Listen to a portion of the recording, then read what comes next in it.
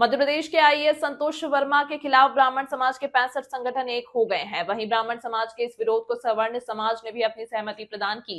संतोष वर्मा की कथित टिप्पणी को लेकर ब्राह्मण समाज 14 दिसंबर को मुख्यमंत्री निवास का घेराव करने जा रहे हैं। ब्राह्मण समाज का कहना है कि जब तक संतोष वर्मा के खिलाफ सरकार कार्रवाई नहीं करती, तब तक समाज इसी तरह आंदोलन करता रहेगा। एक जेल की सजा काट चुका दुराचार का आरोपी आईएएस अधिकारी मां बहनों के लिए इतने घृणित शब्दों का प्रयोग करता है कि जिस तथाकथित मंच का वो दुरुपयोग कर रहा था, उसी के ओरिजिनल अध्यक्ष भी उसकी निंदा कर देते हैं।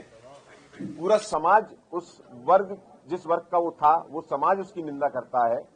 जयेश जैसा संगठन उसकी निंदा करता है। कांग्रेस, बीजेपी के तमाम नेता, प्रदेश सरकार के तमाम नेता उसके उस बयान की निंदा करते हैं। लेकिन सरकार की चुप्पी बहुत अचरज का विषय है और ये अचरज अब आक्रोश में बदलता जा रहा है। एक व्यक्ति अगर मां बहनों के लिए इस तरह के शब्दों का प्रयोग करे, बिहार की विधानसभा में उसकी गूंज उठे और मध्य प्रदेश में अपने आप को रणबांकुरे कहने वाले विधायक एक शब्द भी विधानसभा में उसका नहीं उठा पाए, तो ये और शर्मनाक हो जाता है मध्य प्रदेश की माता बहनों के सम्मान के लिए।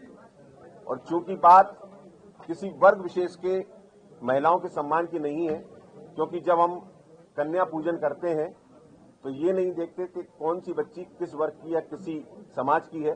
समभाव से उसे मां दुर्गा का, मां लक्ष्मी का रूप जानकर उसकी पूजा करते हैं।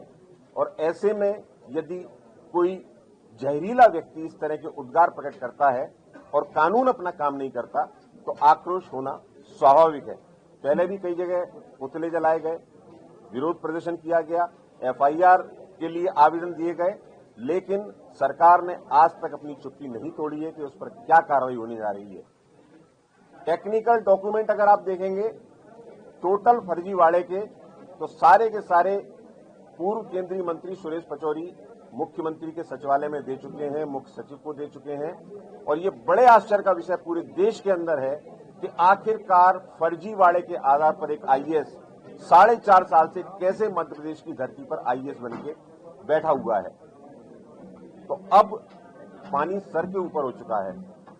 ब्राह्मण समाज का जो दृष्टिकोण रहता है वो अनुनय विनय का रहता है, याचना का भाव उसके अंदर रहता है, स्वाभिमान के साथ याचना करता है।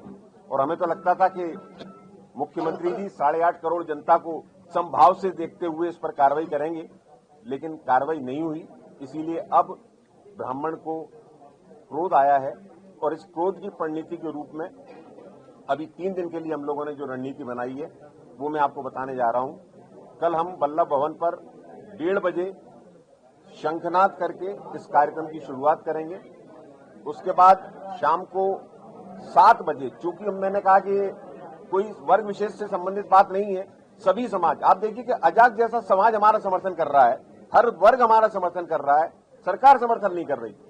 तो कल शाम को 7 बजे महाराणा प्रताप नगर में महाराणा प्रताप की मूर्ति पर भी शंखनाद होगा।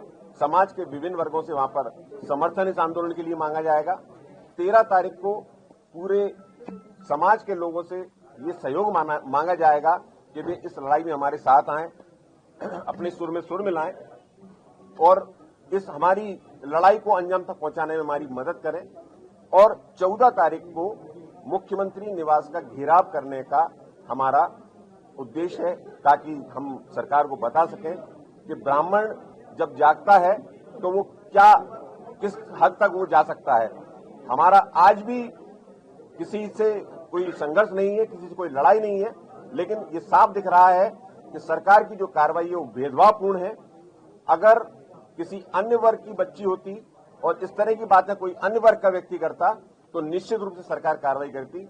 इस मामले में सरकार की चुप्पी कहीं न कहीं पानी को सिर से ऊपर कर रही है। सरकार कार्रवाई नहीं करती तो ब्राह्मण समाज